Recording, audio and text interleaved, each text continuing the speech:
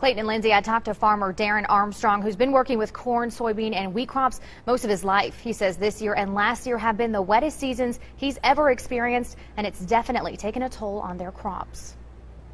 Darren Armstrong takes me for a ride in his combine as he tries to harvest the remaining corn on his Hyde County farm.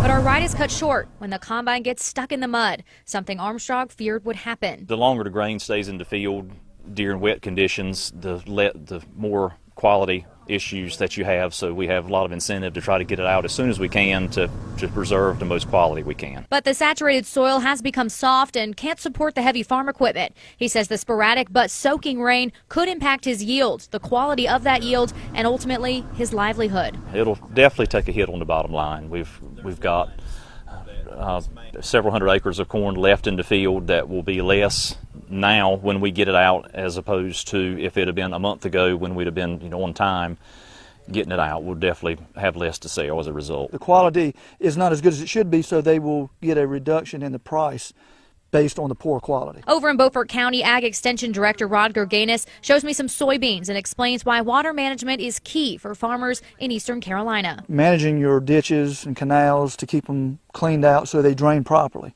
or installing water control structures or designed systems in the field to help drain water. But he says all of those methods have to be done before the heavy rains and can also depend on elevation, location, and drainage opportunities.